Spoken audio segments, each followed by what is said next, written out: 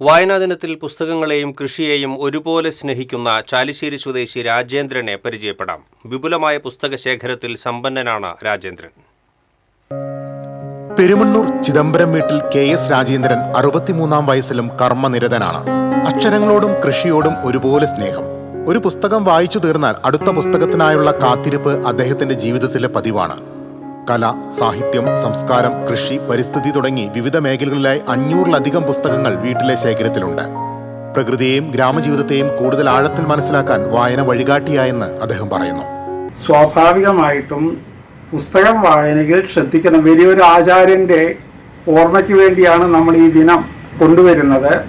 അതിൻ്റെ കൂടെ അദ്ദേഹത്തിൻ്റെ മഹത്തായ പ്രവർത്തനങ്ങളും.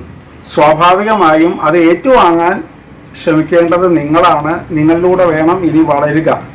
ഈ വായനാ ദിനത്തിൽ പറയുവാനുള്ളത്, ലഹരികളുടെ കൂടെയും മറ്റുള്ള പ്രശ്നങ്ങളുടെ കൂടെയും പോവാതെ പച്ചപ്പിൻ്റെ കാര്യത്തിൽ ശ്രദ്ധിക്കുക, ഭൂമിയുടെ കാര്യത്തിൽ ശ്രദ്ധിക്കുക. കാരണം ഭൂമിയിലെ ജീവിതം ഇതുണ്ടെങ്കിലാണ് വായനയും മറ്റു കാര്യങ്ങളും മുഴുവനുള്ളത്. പുസ്തകത്താളുകളിൽ നിന്ന് ലഭിച്ച അറിവ് ജീവിതത്തിലേക്കും കൃഷിയിടങ്ങളിലേക്കും പകർത്തുകയാണ് രാജേന്ദ്രൻ. ചാലിശ്ശേരി പെരുമണ്ണൂർ പാടശേഖര സമിതിയുടെ പ്രസിഡന്റായ അദ്ദേഹം കാർഷിക മേഖലയിലും സജീവ സാന്നിധ്യം. കാർഷിക സംരംഭകയായ സുജാതയാണ് ഭാര്യ. TCV news, Kunnamkulam.